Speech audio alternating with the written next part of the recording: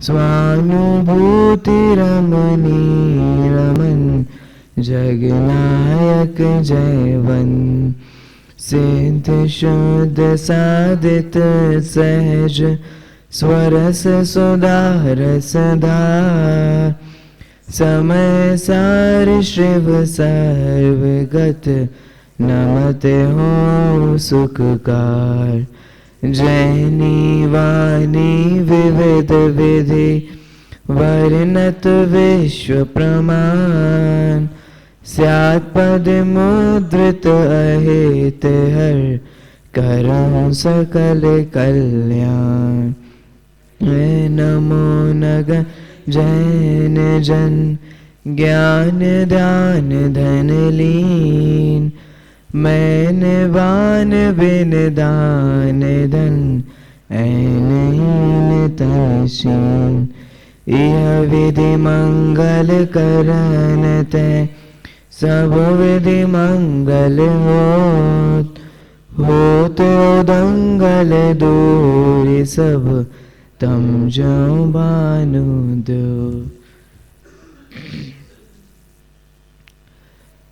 गुणस्थान विवेचन।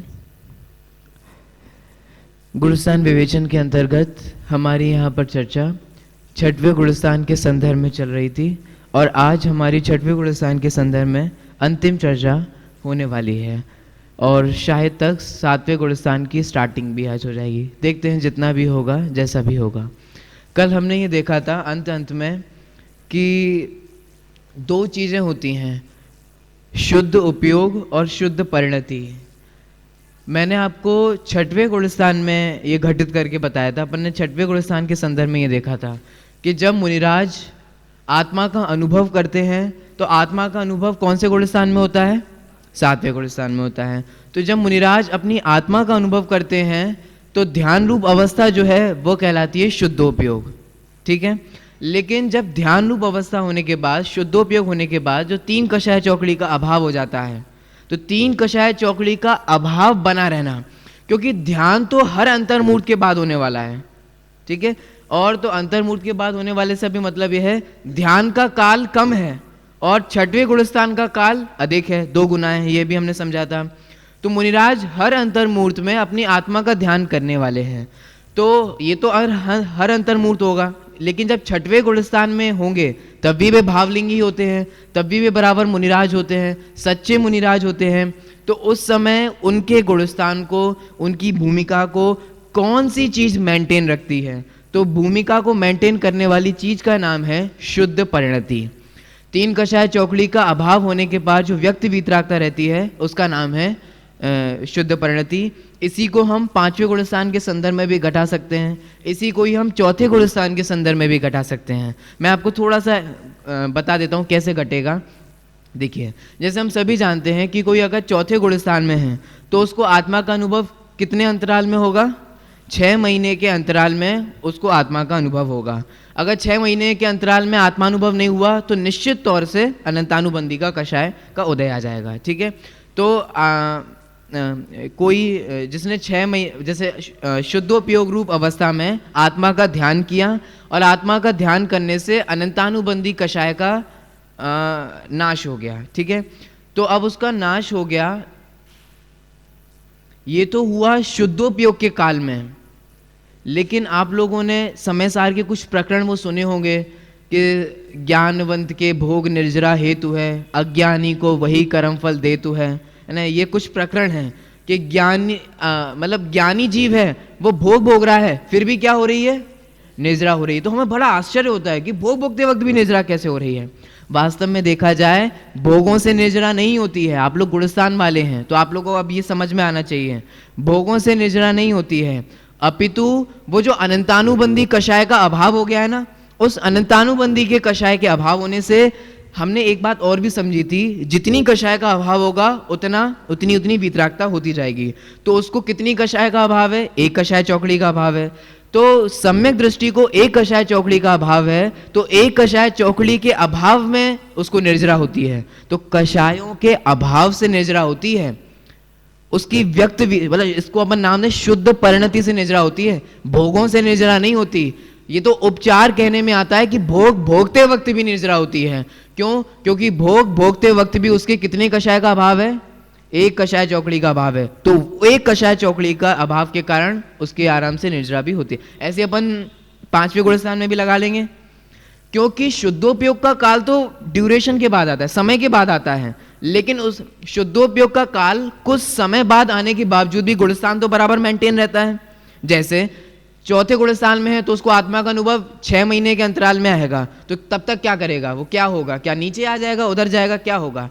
फिर भी शुद्ध परिणति जो होती है वह कायम रहती है। ऐसे ही हमें 5वें गुणस्थान के संदर्भ में 2 कषाय चौकड़ी का लगा लेना चाहिए। ऐसे ही हमारे को 6वें गुणस्थान में भी बराबर लगा लेना चाहिए।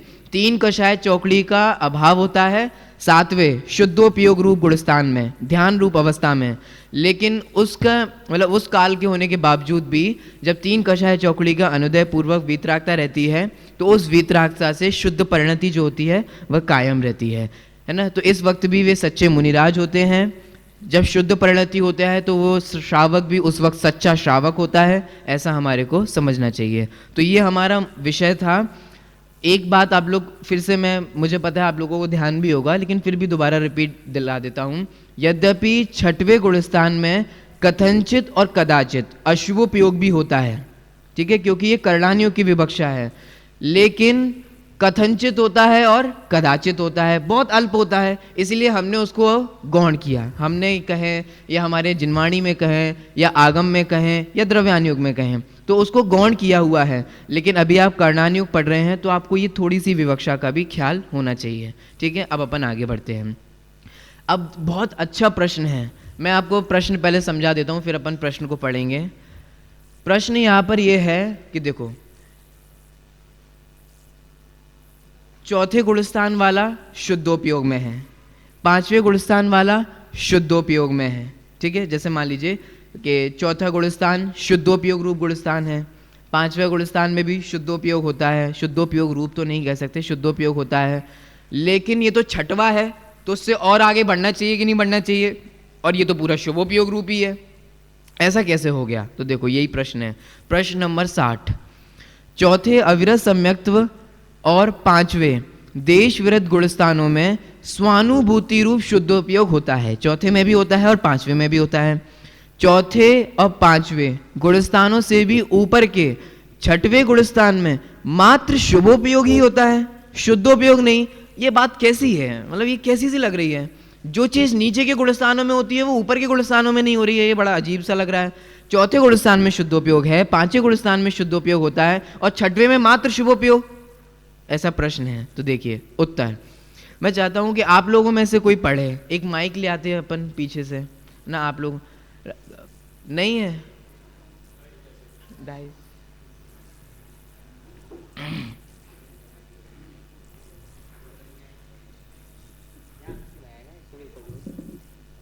इधर तक तो आ जाएगा ना। रोल नंबर 1 किसका है? अमन का। एक एक रोल नंबर से अपन स्टार्ट करते हैं, ठीक है, पढ़ने का। आ जाओ इधर, आगे आ जाओ। आ जाएगा।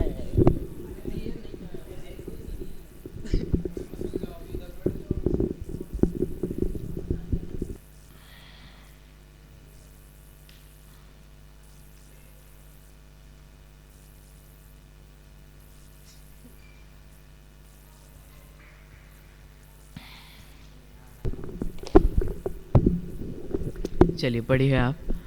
पेज नंबर है 151। प्रश्न, चौथे अविरत सम्यक्त्व और 5वें देशव्रत गुणस्थानों में स्वानुभूति रूप शुद्धोपयोग होता है। चौथे 5वें गुणस्थानों से भी ऊपर के 6वें गुणस्थान में मात्र शुभोपयोग ही होता है, शुद्धोपयोग नहीं। यह बात कैसी? उत्तर, चौथे गुणस्थान में सम्यक दर्शन रूप धर्म की उत्पत्ति होती है, वह करण लब्धि के बिना नहीं होती। अतः चौथे गुणस्थान की उत्पत्ति के पूर्व मिथ्यात्व अवस्था में ही जीव आत्म ध्यान का बुद्धिपूर्वक प्रयास करता है और भेद विज्ञान से यथार्थ तत्व ज्ञान की भाव वासना पूर्वक शुद्धोपयोग के काल में ही सम्यक की उत्पत्ति होती है। अब यहाँ पर यह बताया गया है कि चौथे गुणस्थान में जो शुद्धोपयोग की बात की है, तो वो शुद्धोपयोग कैसे उत्पन्न होता है? तो चौथे गुणस्थान में जो शुद्धोपयोग की उत्पत्ति के बारे में बताया, तो उसमें कहा कि जब कोई जीव मिथ्यात्व अवस्था में ही होता है, तो हम सभी को पता है कि सम्यक दर्शन से पूर्व 5 लब्धियां होती हैं, ठीक है। श्रेणिक थोड़ा इधर हो जाइए, मुझे दिख नहीं रहे थे आप।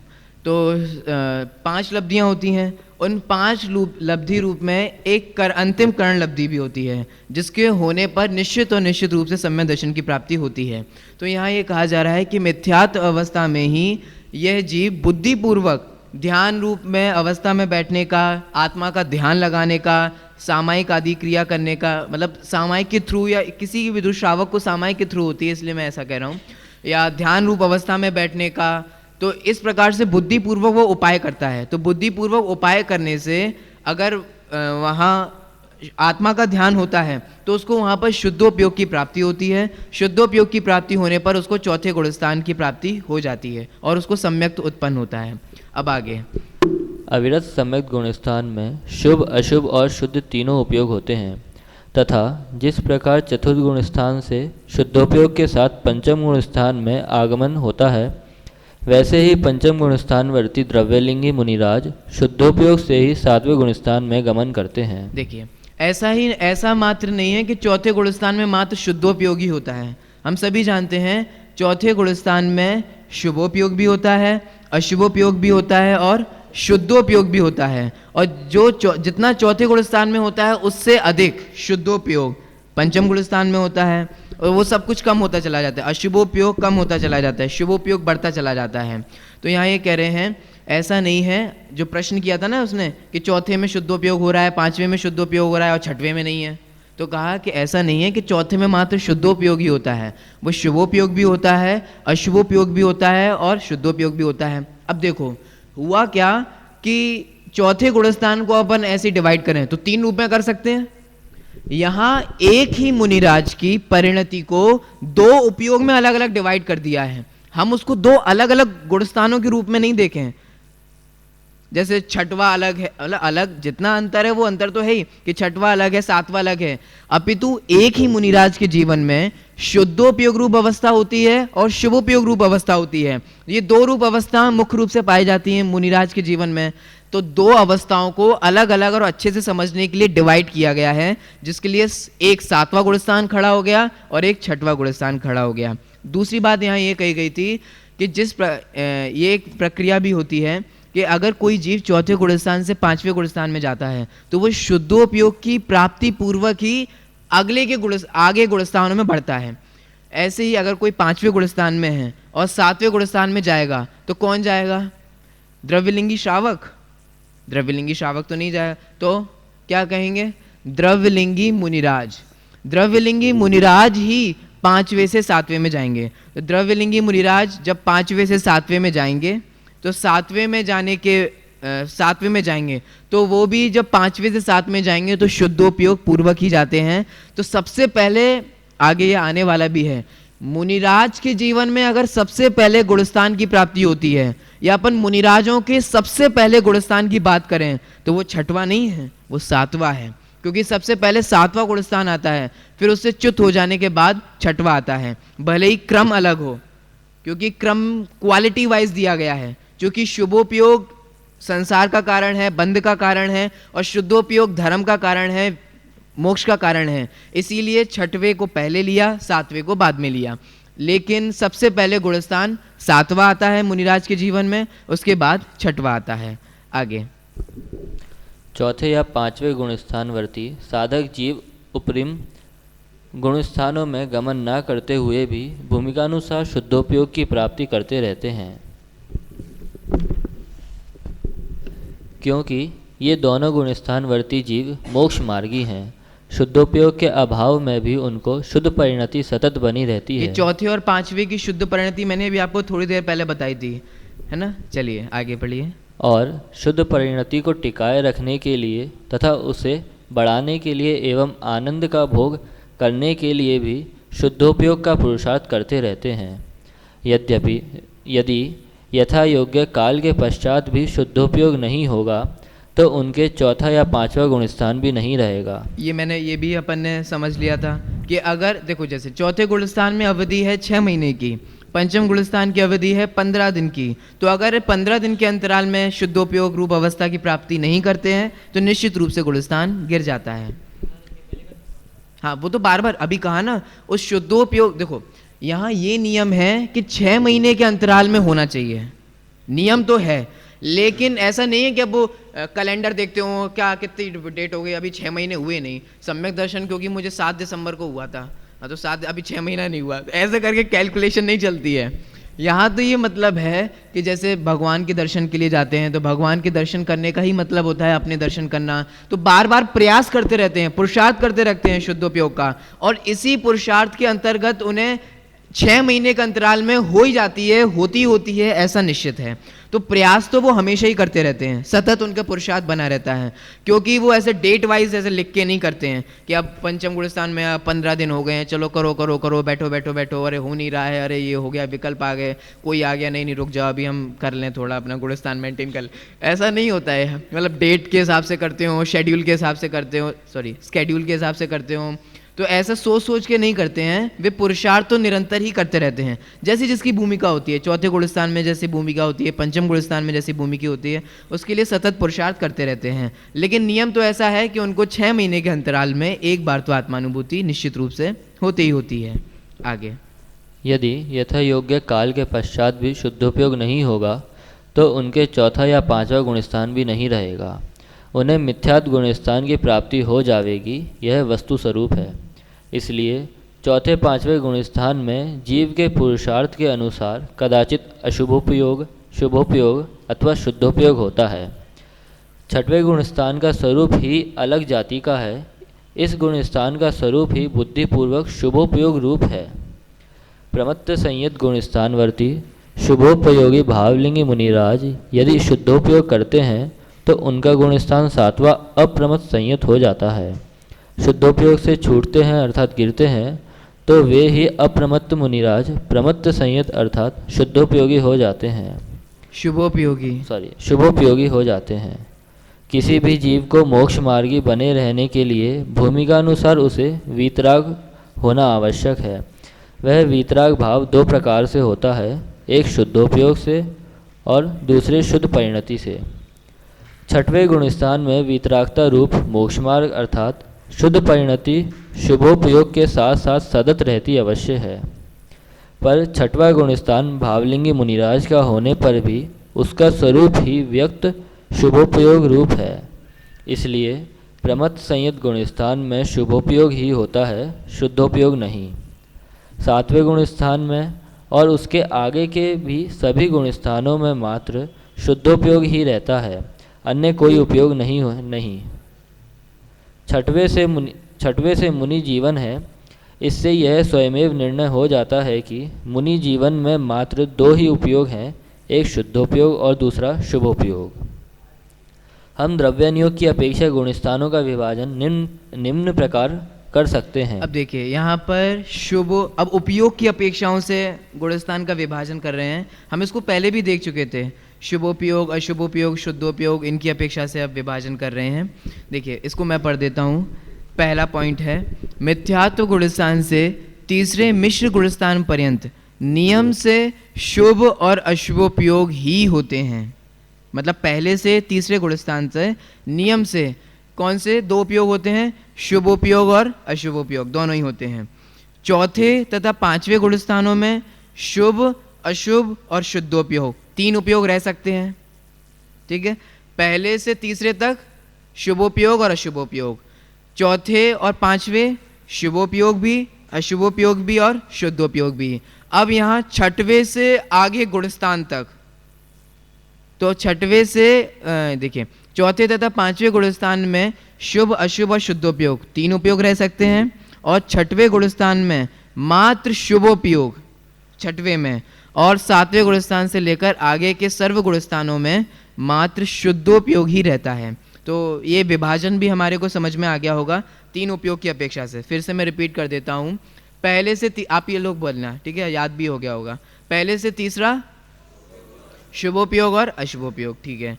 चौथा और 5वां शुभ, अशुभ और शुद्ध, तीनों उपयोग रहते हैं। 6वां मात्र शुभोपयोग का, और 7वें ऑनवर्ड्स, 7वें से आगे विशुद्धोपयोग के गुणस्थान है। अब देखिए विशेष अपेक्षा विचार। अगला नेक्स्ट रोल नंबर 2 किसका है?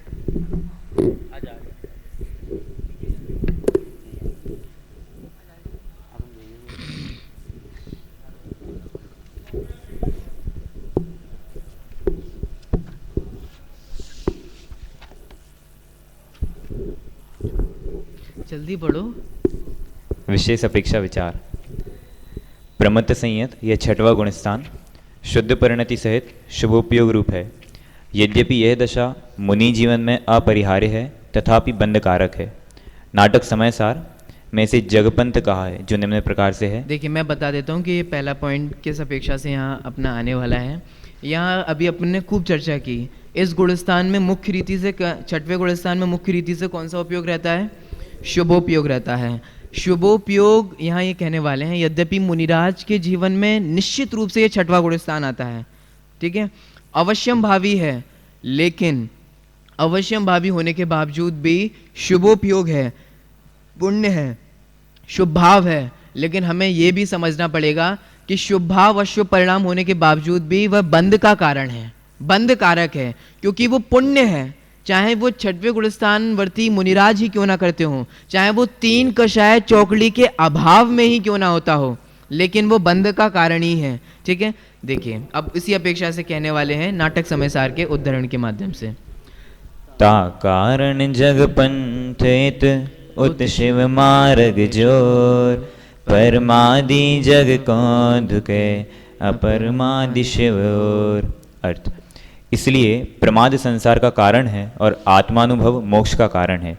प्रमादी जीव संसार की ओर देखते हैं और अप्रमादी जीव मोक्ष की तरफ देखते हैं। कहने का तात्पर्य इतना है कि शुभोपयोग रूप छठवां गुणस्थान जो है, शुभ पुण्य जो है, वो प्रमाद रूप अवस्था है। तो प्रमाद तो संसार का ही कारण है, शुभ जो है वह संसार का ही कारण है, और जो शुद्धोपयोग है वह मोक्ष का कारण है।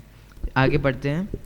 मुक्ति प्राप्त करने के पूर्व अनिवार्य गुणस्थानों के संबंध में यहाँ थोड़ा विचार करते हैं। अब बहुत इंटरेस्टिंग टॉपिक है ये, सचमुच बहुत अच्छा है। अब यहाँ ये कहा, ये मतलब अलग से स्पेशल टॉपिक जोड़ा गया है।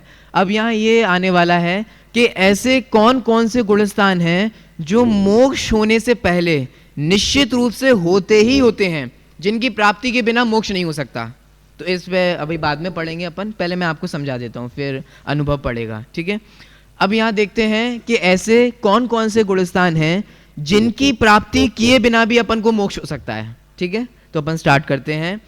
सबसे पहला जो गुणस्थान जिसकी प्राप्ति करे बिना भी अपन को मोक्ष हो सकता है, अपन स्टार्टिंग से चालू करते हैं। पहला गुणस्थान, तो भाई साहब ये तो पॉसिबल नहीं है, क्योंकि अनादिकाल से इस गुणस्थान में है ही, तो ये संभव नहीं है। पहले गुणस्थान को तो नहीं टाला जा सकता।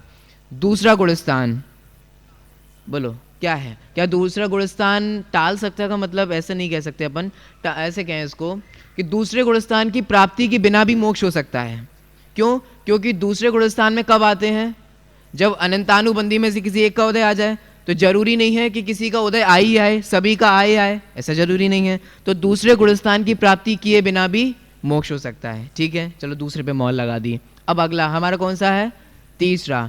तो तीसरे गुणस्थान के बिना भी मुक्ति की प्राप्ति हो सकती है, क्योंकि तीसरे गुणस्थान की प्राप्ति कब होती है? जब मिश्र दर्शन मोहिनी का उदय आ जाता है।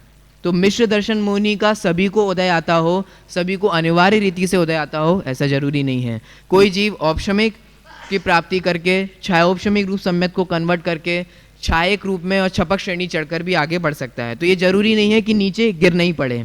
तो तीसरी गुणस्थान की प्राप्ति किए बिना भी मोक्ष हो सकता है, ठीक है। आगे कौन सा गुणस्थान है हमारा? चौथा। क्या लगता है आप लोगों को? क्या लगता है? आधे लोग मना कर रहे हैं कि नहीं सम्यक दर्शन तो चाहिए, लेकिन सम्यक दर्शन मतलब सम्यक दर्शन तो चाहिए, ये बराबर सही है, लेकिन आपको ये नहीं भूलना चाहिए कि सम्यक दर्शन आगे के गुणस्थानों में भी संभव है। एक साथ सम्यक्त्व और सकल संयम परिणाम होते हैं कि नहीं होते हैं? वो पहले गुणस्थानवर्ती द्रव्यलिंगी मुनिराज हों और वे डायरेक्ट कहाँ छलांग लगाते हैं? सबसे बड़ी 7वें में लगा सकते हैं कि नहीं लगा सकते हैं? तो उनको चौथे में आना अनिवार्य हुआ? नहीं हुआ। तो इसका मतलब चौथे गुणस्थान की प्राप्ति किए बिना भी मोक्ष हो सकता है। तो चौथा भी हो गया, ठीक है। अगला बढ़ते हैं। अगला कौन सा है? 5वां। तो पांचवें गुणस्थान की प्राप्ति की ना, जो चौथे पे लागू हुआ वैसे पांचवें पे भी हो जाएगा कि पांचवें गुणस्थान की प्राप्ति किए बिना भी ये जीव मोक्ष में जा सकता है। अगला कौन सा है? छठवा। हटा दो इसे भी, शुभोपयोग है, बंध का कारण है, अभी तो बताया आपने थोड़ी देर पहले।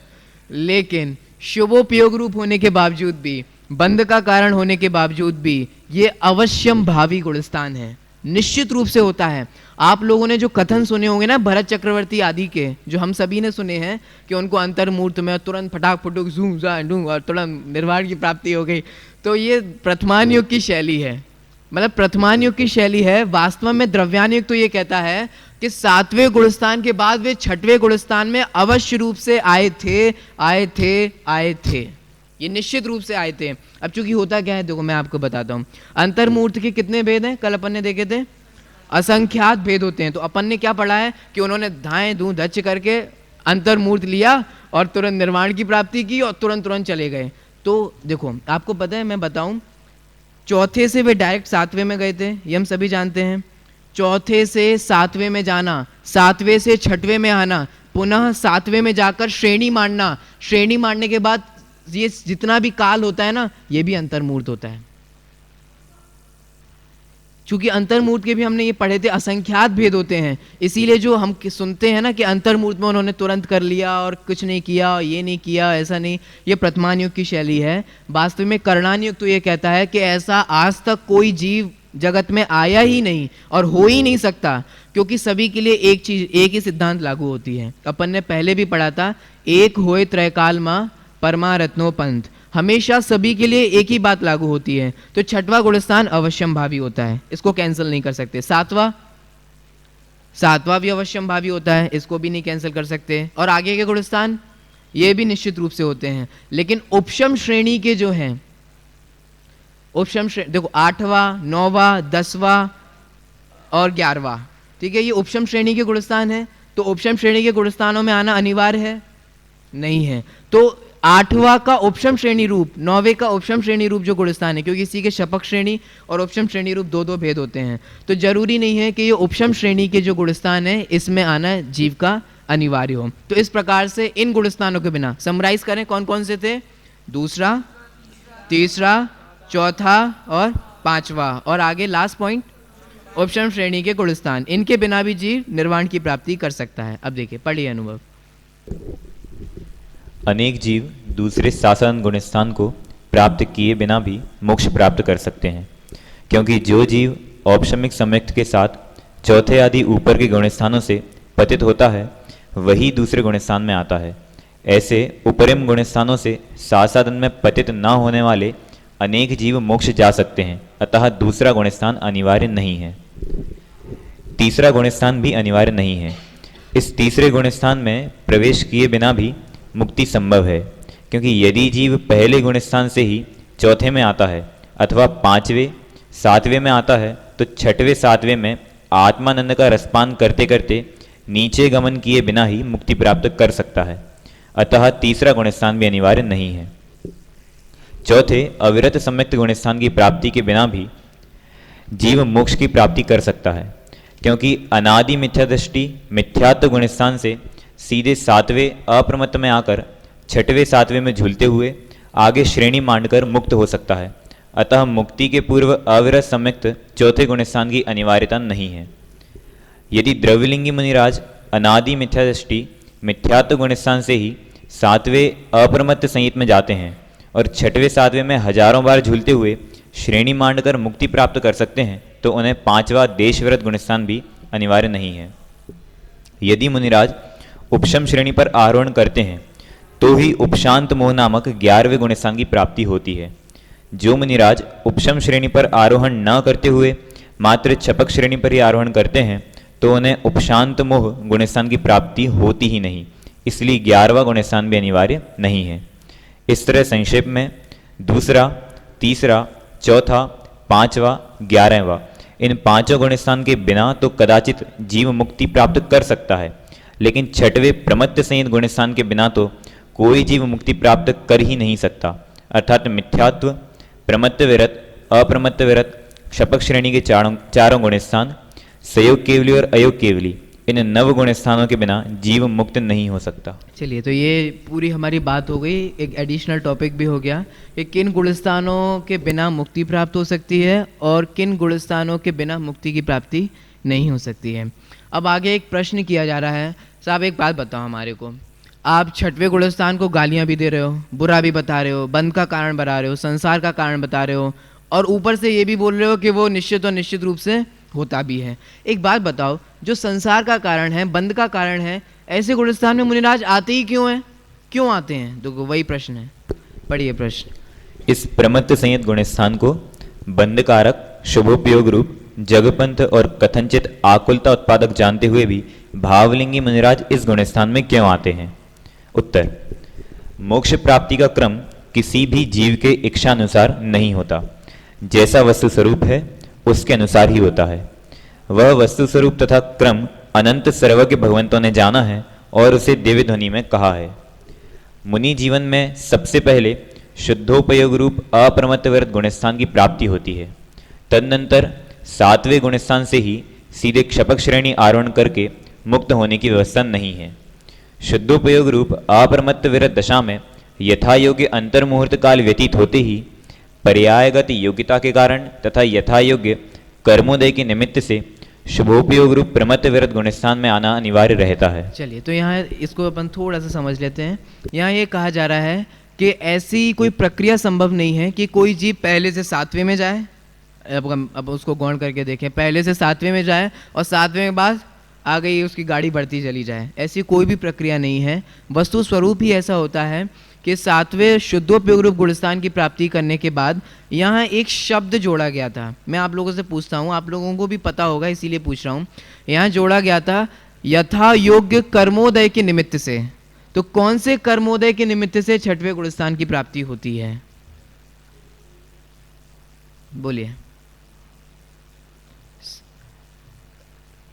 इसके एक शब्द और जोड़ो। आपको पता है ये आपका सभी का उत्तर गलत है। एग्जाम में फिर आप कहोगे हमने तो पूरा लिखा था। संजलन और 9 कषाय के उदय से तो 7वां गुणस्थान भी मिलता है। संजलन, यही समझना पड़ेगा, संजलन और 9 कषाय के तीव्र उदय से छठवें गुणस्थान की प्राप्ति होती है और इसी के मंद उदय से 7वें गुणस्थान की प्राप्ति होती है। तो कह रहे हैं ये अनिवार्य रूप गुणस्थान है। आगे पढ़ते हैं।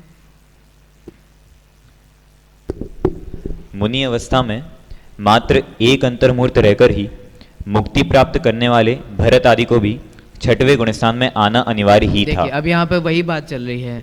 अब यहाँ कह रहे हैं कि साहब हमने तो भरत चक्रवर्ती आदि का सुना, तो उनका क्या कहें? तो देखो उनके बारे में कह रहे हैं कि मुनि अवस्था में एक अंतर्मूर्त तक शुद्धोपयोग में रहने के बाद छठवें गुणस्थान में आना अनिवार्य रूप होता है। आप लोग जब धीरे धीरे, आज सुबह भी भाई साहब ने अपने प्रवचन में कहा था और अभी भी मैं भी कहता हूँ, जब आप लोग मोक्षमा प्रकाशक पढ़ने लगेंगे और उसका 8वां अधिकार पढ़ेंगे, उसमें प्रथमान योग की व्याख्यान पद्धति आप समझेंगे। मैं थोड़ा सा बता देता हूँ। प्रथमान योग की शैली होती है अतिशयोक्ति। मतलब अतिशयोक्ति आप लोग समझते होंगे, कुछ थोड़ी सी भी घटना होती है तो उसको अतिशयोक्ति बताने का मतलब, जैसे हम जिस भरत चक्रवर्ती की जो कहानी पढ़ते हैं तो वो भी एक तरीके से अतिशयोक्ति के रूप में, बड़ा चढ़ा कर के रूप में। दूसरी मतलब हम ये कहें, वहाँ सुभाषित पद्धति होती है, अच्छी अच्छी बातें की जाती हैं, है ना। तो इस तरीके की पद्धति होती है। छोटी छोटी कोई अल्प धर्म करता है तो भी उसको बहुत बड़ा चढ़ा के कहा जाता है ना। किसी ने छोटे से भी व्रतों का पालन किया हो तो उसकी भी महिमा गाते हैं। ऐसा ही प्रथमान योग की शैली है। तो प्रथमान योग में अतिशयोक्ति भी होती है, थोड़ा धर्म करने वाली की भी बड़ाई होती है। तो इस अपेक्षा से शैली का अंतर पड़ता है। तो हम जो भरत चक्रवर्ती आदि की जो कहानी पढ़ते हैं, सुनते हैं, तो वो प्रथमान योग के अनुसार पढ़ते हैं, या हम सूक्ष्म कर्णान योग को पढ़ रहे हैं। अब देखिए, तो निश्चित रूप से हमें भी ये समझना चाहिए कि भरत चक्रवर्ती को भी छठवें गुणस्थान की प्राप्ति हुई थी। आगे पढ़िए। अंतर्मुहूर्त में मुक्ति पाने वाले मुनिराज भी श्रेणी आरोहण के पहले तैयारी की दशा में तो एक अंतर्मुहूर्त में हजारों बार छठवें 7वें गुणस्थान में झूलते हैं। कितना एक अंतर्मुहूर्त में हजारों बार छठवें 7वें गुणस्थान में झूलते हैं। ठीक है, क्योंकि अंतर्मुहूर्त के भी बहुत सारे भेद हैं, मैंने आपसे वही कहा था। आगे, अर्थात उन्हें भी छठवें गुणस्थान में आना पड़ता है। वे आना नहीं चाहते। मोक्ष प्राप्ति के पहले का वस्तुगत क्रम ही ऐसा है। आगम प्रमाण से वस्तु का स्वरूप समझने से ज्ञान में यथार्थता एवं निर्मलता की प्राप्ति जरूर होती है। जगपंथ का अर्थ संसार का मार्ग है, अर्थात छठवें गुणस्थान का शुभोपयोग रूप भाव अर्थात शुभ परिणाम बंध रूप होने से संसार मार्ग है। जैसे अग्नि में शीतलता की खोज व्यर्थ है, वैसे शुभ में वीतरागता रूप मोक्ष मार्ग ढूंढना व्यर्थ है। अब ये तो हुआ हमारा पहला पॉइंट। अब सेकंड पॉइंट यहाँ दे रहे हैं, उसके बारे में अपन समझ भी चुके थे कि मुनिराज जो शास्त्र लिखते हैं, उपदेश देते हैं, दीक्षा देते हैं, शिक्षा देते हैं, प्रायश्चित विधि से शुद्ध करते हैं, ये जितने भी कार्य आहार आदि करते हैं, ये जितने भी कार्य होते हैं वो सभी मुनिराज को इस छठवें गुणस्थान में ही होते हैं। देखिए पढ़िए। आचार्यकृत सभी शास्त्र लेखन, उपदेश, दीक्षा, शिक्षा आदि प्रशस्त व्यवहार कार्य इस छठवें प्रमत्त विरत गुणस्थान में ही होते हैं। मुनि जीवन के छठवें गुणस्थानवर्ती महामुनिराज को संजुलन कषाय तथा हास्यादि 9 कषायों के तीव्र उदय में नियम से हे बुद्धिपूर्वक शुभ परिणाम होते ही हैं, क्योंकि मुनि जीवन में स्थूल रूप से अशुभोपयोग के लिए अवकाश ही नहीं है। ये समझ में आ गया आपको स्थूल रूप से क्यों लिखा? ये आया बात आपको समझ में? यहाँ कह रहे हैं कि मुनि जीवन में अशुभोपयोग तो होता ही नहीं है। किस ब्रैकेट में क्या लिख दिया? स्थूल रूप से देखें अपन, और सूक्ष्म दृष्टि से देखा जाए तो कर्णान्यों की विवक्षा से देखेंगे तो कदाचित और किंचित होता है। चलिए। अतः शुभ परिणाम में बुद्धिपूर्वक होने वाले कार्य भी मोक्ष मार्ग के अनुकूल ही होना चाहिए। वास्तव में तो गृहस्थ जीवन में जो कुछ शुभ परिणाम या पुण्य रूप कार्य होते हैं वे सब अप्रत्याख्यानावरण प्रत्याख्यानावरण कषायों के मंद उदय में होते हैं, और मुनि जीवन में शुभ परिणाम अथवा प्रशस्त पुण्य कार्य नियम से संजुलन कषाय और 9 कषायों के भूमिकानुसार तीव्र उदय में ही होते हैं। देखो देखो देखो, आपको पता है थोड़े दिनों पहले भाई साहब ने एक अपने प्रवचन में भी दादा का एक उदाहरण दिया था कि उन्होंने पुण्य पाप की बहुत तरीकों से व्याख्याएं की थी। एक बार जैसे अपन ये समझते हैं ये पुण्य और पाप किसे कहते हैं? कर्मों के तीव्र उदय का नाम क्या है? पाप है। जहाँ कषाएं तीव्र हों उसको क्या बोलते हैं? पाप बोलते हैं। और जहाँ कषाएं मंद हों तो उसको क्या बोलते हैं? पुण्य। यहाँ पर ये परिभाषा लागू होती है, देखो लागू होती है यहाँ पर कि तीव्र उदय हो तो पाप और मंद उदय हो तो पुण्य। बोलो लागू होती है? सोचो विचार करो रजत। तीव्र उदय पाप और मंद उदय पुण्य। अगर तीव्र उदय का नाम पाप है तो मैं आपसे एक छोटा सा प्रश्न करता हूँ, मुनिराज को छठवें गुणस्थान में संजुलन का और 9 कषायों का कैसा उदय होता है? तीव्र उदय होता है। और अभी आपने अगर परिभाषा क्या बनाई? तीव्र उदय हो तो पाप। तो मुनिराज को शुभोपयोग होता है कि अशुभोपयोग होता है? तो बोलो ये परिभाषा कितनी बैठी है? तो इसका मतलब ये हुआ, ये सापेक्ष परिभाषाएं सारी, ये पुण्य पाप की जितनी परिभाषाएं हैं वो सापेक्ष समझ में आया ना आप लोगों को? मैंने कुछ समझाना चाहा। इसका मतलब कषायों का तीव्र उदय हो तो वो क्या कहलाता है? पाप कहलाता है, और मंद उदय हो तो पुण्य कहलाता है। ये एक सापेक्ष कथन है, ये एक सापेक्ष परिभाषा है, क्योंकि यही परिभाषा मुनिराज के जीवन में घटते हुए नहीं दिखाई देती। एक पहला पॉइंट ये आपको आ गया होगा। दूसरा पॉइंट इससे ये समझ में आता है, जिस तीव्र उदय में मुनिराज जलते हैं, भट्टी में जलने का ऐसे जिनवाणी में आता है ना कि वो शुभ राग की भट्टी में जल रहे हैं, या वे आना नहीं चाहते छठवें गुणस्थान में, शुभोपयोग रूप नहीं होना चाहते, लेकिन फिर भी अवश्यम भावी है। तो छठवें गुणस्थान में जब मुनिराज आते हैं और वह शुभोपयोग रूप काल है, उस शुभोपयोग में मतलब कर्मों का तीव्र उदय रहता है, जिसमें मुनिराज का भी तीव्र उदय रहता है, उसमें श्रावकों का हित होता है। इसका मतलब मैं यहाँ ये कहना चाह रहा हूँ कि कहीं कोई श्रावक ये ना कहे कि देखो हमारा तो मंद उदय चल रहा है। देखो नहीं आया समझ में? कोई चौथे गुणस्थान में है तो उसे अप्रत्याख्यानावरण आदि का कदाचित मंद उदय रहता है समय समय पे। कोई पंचम गुणस्थान में है तो उसको प्रत्याख्यानावरण आदि का मंद उदय रहता है, जब शुभ परिणाम होते हैं मंद होते हैं। तो कोई ये कहे कि मुनिराज को तो तीव्र उदय है और हमें मंद उदय है, तो हम बड़े हो गए, मुनिराज छोटे हो गए। यहाँ कहते हैं ये तीव्र उदय और मंद उदय से नहीं, वो मुनिराज का तीव्र उदय भी श्रावक के मंद उदय रूप है। मतलब कहने का मतलब क्या है, जिसको मतलब क्या कहें, जो परिणाम मुनिराज के लिए खतरनाक है उससे कदाचित श्रावकों का हित होता हुआ दिखाया जाता है। देखो यही कह रहे हैं आगे। मैं भले ही उसको लैंग्वेज नहीं दे पाया, लेकिन इसमें देखो आगे बराबर लिखा है अच्छी सी लैंग्वेज में। इस कारण श्रावक जीवन से भी मुनि जीवन कितना भिन्न प्रकार का है इसका स्वयमेव ज्ञान हो जाता है। जो परिणाम मुनीश्वरों के लिए हेय हैं, उसी परिणाम द्वारा ही श्रावकों का महान उपकार होता है। यही मैं बोलना चाह रहा था, लेकिन लैंग्वेज नहीं आ पा रही थी मेरी। ठीक है, चलिए आगे। हमें थोड़ा विचार करना चाहिए कि जब मुनिराज के हेय रूप शुभ परिणाम से भी श्रावक का सहज कल्याण होता है, तो वास्तविक वीतराग रूप धर्म से श्रावक का अविनाशी कल्याण क्यों नहीं होगा, अर्थात अवश्य ही होगा। एक बात और लगानी चाहिए, श्रावक का कल्याण किससे होता है? देखो, हमारे दिगंबर मुनिराज शास्त्र लिखे उन्होंने, तो शास्त्र लिखे इसीलिए तो आज हमारा जैन धर्म कायम है, हम जैन धर्म को पालन कर रहे हैं। मुनिराज ने वो शास्त्र कौन से उपयोग में लिखे थे? शुभोपयोग में। कैसा था वो? हेय रूप था, उनके लिए बंध का कारण था।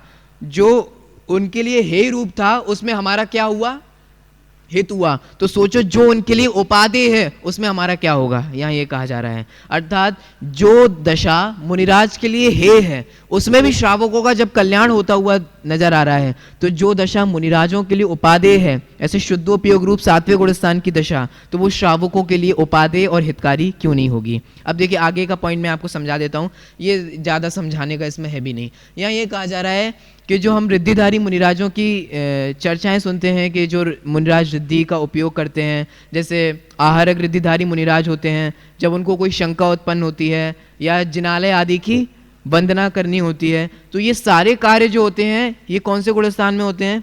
ये भी छठवें गुणस्थान में होते हैं। बस इसी बात को यहाँ बताया जा रही है। देखिए, आहारक आदि रिद्धियों का व्यवहार धर्म प्रभावना हेतु कदाचित उपयोग इस सविकल्प अवस्था रूप छठवें प्रमत्त संयत गुणस्थान में ही होता है, क्योंकि अप्रमत्त आदि ऊपर के गुणस्थान निर्विकल्प शुद्धोपयोग रूप ही है। ये हेतु दे दिया, क्योंकि आगे के सारे गुणस्थान किस रूप हैं? शुद्धोपयोग रूप हैं, ध्यान रूप हैं, ध्यान की अवस्था रूप हैं, इसलिए। आगे, रिद्धि शब्द का अर्थ है पुण्योदय से अर्थात विशुद्धि से प्राप्त कुछ विशिष्ट विकसित शक्ति की उपलब्धि। यहाँ देखिए, रिद्धिधारी मुनिराज जो हैं, तो उनको विशेष पुण्य के उदय से, इसका मतलब ये रिद्धियाँ पुण्य के उदय से मिलती हैं, तपस्या के उदय से नहीं मिलती। जिसके पुण्य का उदय होता है उसको ये सारी रिद्धियाँ आदि प्रकट भी होती हैं। और वास्तव में हम जो पूजन में भी पढ़ते हैं ना, है बुद्धि रिद्धियाँ प्रकट जिन्हें, पर लक्ष्य नहीं उन पर जिनका।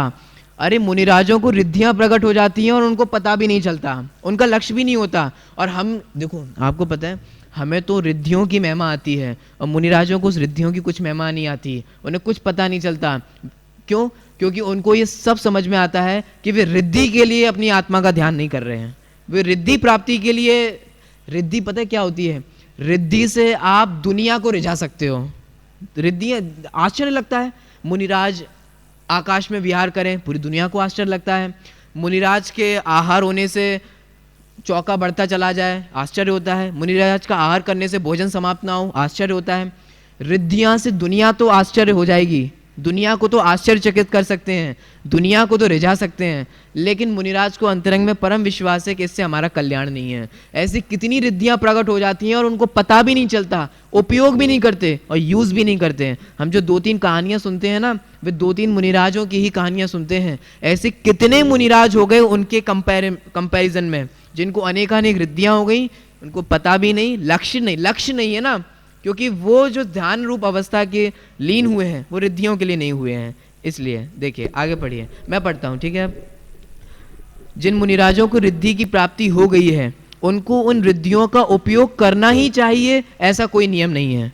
अब कोई सावित्री मेहनत से हुई है, ने चमत्कार करके बता दो, दुनिया को भी लगे कि हाँ आप थोड़े बड़े वाले मुनिराज हो, तो देखो ऐसा नहीं है, क्योंकि उनको ऐसा भाव नहीं होता, क्योंकि मुनिराज रिद्धियों से अत्यंत निरपेक्ष हैं।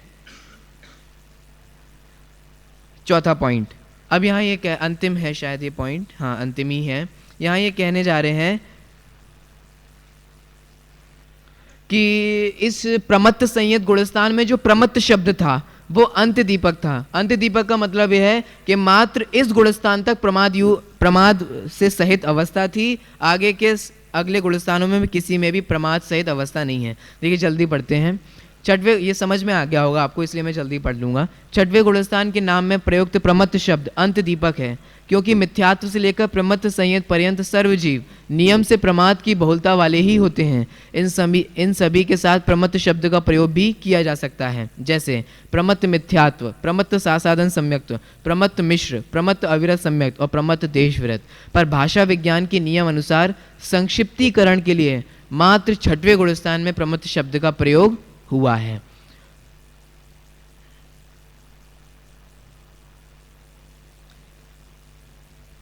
देखिए, फिर इसके बाद जो प्रश्न है वो आप लोग खुद पढ़ लेंगे, फिर प्रश्न ही प्रश्न है इसके बाद, ठीक है। फिर इसके बाद जो प्रश्न है वो आप लोग खुद पढ़िए, और आपको उसमें कुछ समझ में नहीं आए तो फिर आप मेरे से पूछ लीजिए, है ना। या फिर अपना समय भी हो गया है, फिर अगर आपको कुछ समझ में नहीं आएगा तो अपन मंडे को ले लेंगे, ठीक है। ऐसा भी कुछ नहीं है, कोई जल्दी का कुछ नहीं है, लेकिन आप लोग पहले पढ़ कर आइए, क्योंकि ये विषय ऐसे हैं कि इतना मैंने सब कुछ डिटेल में बता दिया है, तो अब आप लोग खुद भी पढ़ोगे तो भी आपको समझ में आ सकता है। तो सेल्फ स्टडी के रूप में आप लोग एक बार पढ़ के देखिए, फिर अगर आप लोग को क्लियर हो जाएगा तो फिर अपन 7वां गुणस्थान स्टार्ट करेंगे, ठीक है।